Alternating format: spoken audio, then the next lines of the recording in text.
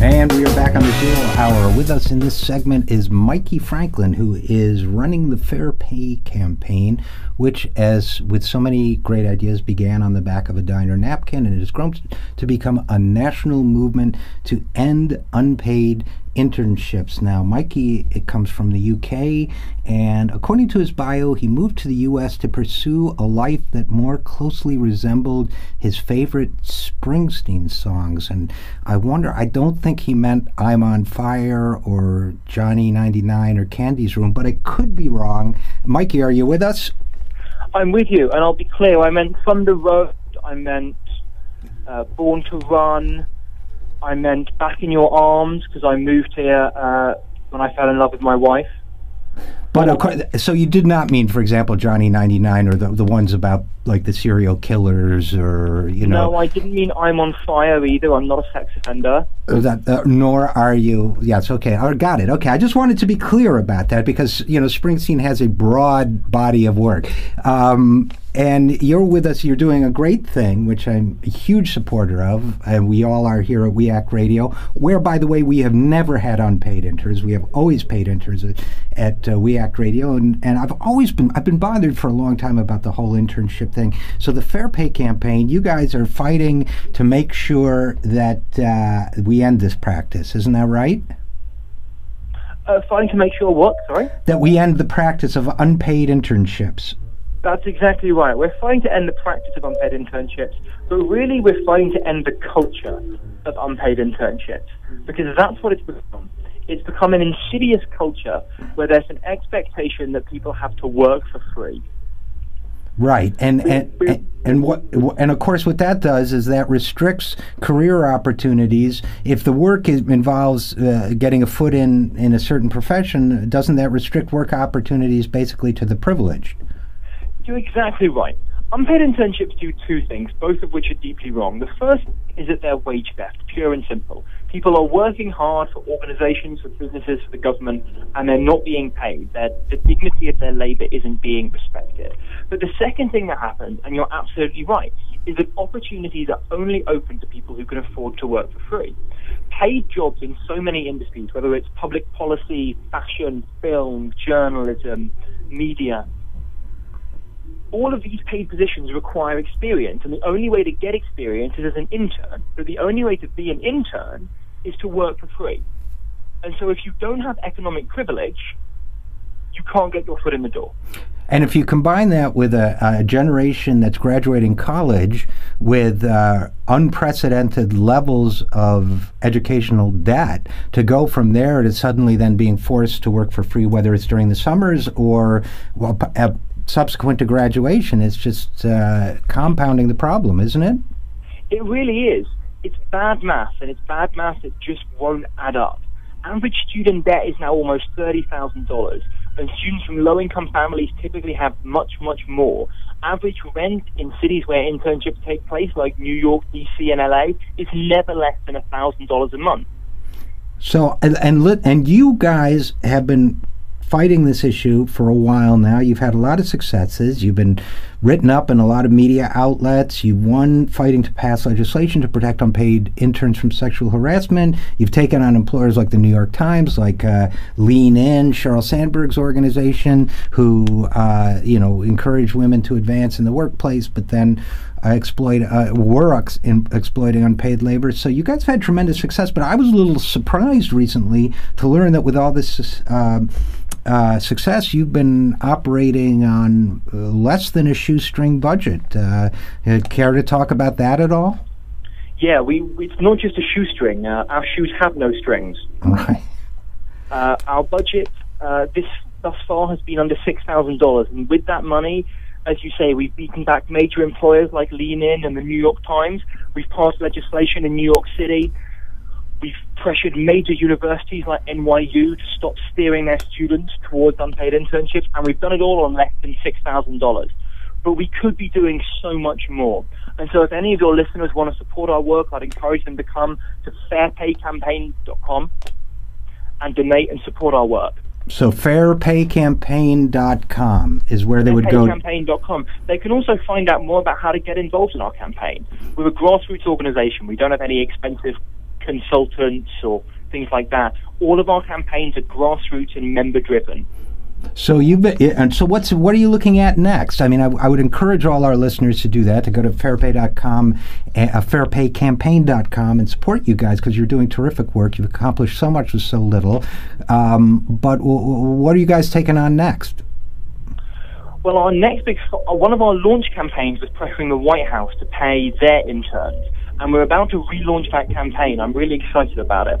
At the moment, President Obama is making a big, fantastic push to raise the wage, to get a minimum wage of $10.10 an hour, because no one who works full-time in this country should live in poverty. But at the same time he's making that push, he's not paying even the current minimum wage to his 300 interns at the White House. So we're calling on President Obama to take a stand, to pay his interns, to set a standard that everyone else in the government and in the Democratic Party can follow. And have you just begun that campaign? Is there a petition people can sign, or where can people go? Because I happen to think that, look, it affects 300 lives, which is not nothing, as we say in this country, but that ain't nothing. But in addition to affecting the 300 lives of the interns involved, it would be also an enormous symbolic statement, which is, I'm sure, one of the reasons why you're promoting this, for President Obama to end the practice of using unpaid interns in the White House. So is there something people can do to... Absolutely. We've partnered with MoveOn.org and the Campaign for America's Future on a petition. And do you remember at the State of the Union, President Obama called on Congress to give America a raise? If you go to giveamericaraise.com, that's giveamericaraise.com, you can sign our petition calling on the White House to pay their interns.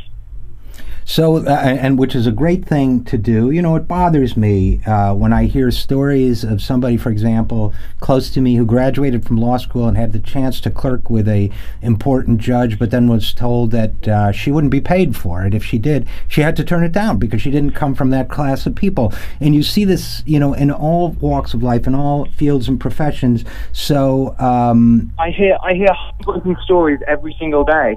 I spoke to a student recently who had always dreamt of working for the government, working at the White House. She was accepted into the exceptionally competitive White House internship program. But she was the first in her family to go to college. She was studying with the help of scholarships and financial aid. She couldn't begin to afford to move to D.C. and work for no money, so she had to turn down the internship she'd always dreamed of. So do we really want to be a country where opportunity is only for those who can afford to work for free? Or do we want to be a country where we allow everyone with passion, dedication, talent, and skill to realize their skills? Well, absolutely. And I guess one of the questions, we're talking with Mikey Franklin, who is co-founder of the Fair Pay Campaign, fairpaycampaign.com. And I guess one of the questions I might ask you is, do we know how widespread this practice is? I know, you know, it's grown a lot. You never used to hear about unpaid internships. Well, you know, for example, when I graduated college in the antediluvian era. But do we know how many unpaid internships there are in this country? It's very hard to track data because unpaid interns aren't... The way we normally track employment figures in the economy is by looking at people's pay stubs. And because obviously unpaid interns don't have pay stubs, it's much harder to track. We don't have great data, but we estimate somewhere between 750,000 and 1 million unpaid interns a year. So we don't have, so between, that's pretty broad, but okay, so it could be as many as 1 million. And by the way, we think it's somewhere in the region of 1 million. And now, if you 1 million interns doing 6 weeks of an internship at 40 hours a week at minimum wage, we're talking $2 billion a year of wage theft. It's $2 billion a year being taken out of the pockets of workers by employers who aren't willing to pay them. And by the way, two things, you know, when I've visited people's offices and seen unpaid interns, and then just based on my own background working for corporations and in the public sector, I got to tell you, it ain't rocket science. I mean, you know, there's this argument that you hear, this argument that says that Well, but they're developing invaluable skills, and the unpaid interns I tend to see are Xeroxing, they're getting coffee, they're they're typing data entry or whatever. I mean, they're not learning new skills. They're working. They're contributing to the profitability of a corporation or the success of an organization. They're cogs. They're not. And I'm not saying that's in a derogatory way. I'm saying that's the way we all are. It's whatever function we have. So. Organizations take on unpaid interns because the labor of those unpaid interns has value. And we see postings all the time because obviously we track ads for unpaid internships. Yesterday, I saw an ad from a major national nonprofit hiring an executive assistant unpaid intern. They wanted someone to do the job of an executive assistant, but they weren't going to pay them. They were going to call them an unpaid intern. It's absolutely shameful. Well, absolutely. And, we're encouraging people to go to your website, Mikey Franklin, which is fairpaycampaign.com, and fund your services. You've done an extraordinary amount with very little in the way of resources. So we got about 3 minutes left. So in the time we've got left, just briefly, if you had a little more capital under your belt, I know you're taking on the White House and they're unpaid interns, which is a great cause. What do you see for yourselves in the next year or two? Well, last year, we worked with students at New York University to build a grassroots campaign there. We got the support of over 1,000 students, and we persuaded New York University to completely overhaul their internship policy. We've been contacted by activists at several other campuses in New York City, in Washington, D.C., in Washington State, in California. We want to work with them. We want to build power, build support, build groups on other campuses. We currently don't have the resources to do that. So if we received the funding that we needed, we would be building grassroots networks on campuses across the country. We'd be taking on every single employer that our members want us to take on. We get emails every single day telling us about unfair and exploitative unpaid internships, but we don't have the resources to take on these employers, and we want to. So we're going to do our best to make sure you get those resources. Mikey Franklin, co-founder of the Fair Pay Campaign. They need money. They need it now. They needed to do great work to end this exploitative practice of unpaid internships. So go to fairpaycampaign.com and support the work of Mikey Franklin. Mikey, now, who you came to the U.S. to live out your Bruce Springsteen song Dreams. The only one you can't live out is Born in the USA, but since the lyrics are first kick that you get is when you hit the ground, you ain't missing much, except that we're proud to be native-born Americans. We're proud to be immigrant Americans. We're glad you're among us. We're glad you're doing this great work. So thanks so much for joining us. Thank you for having me.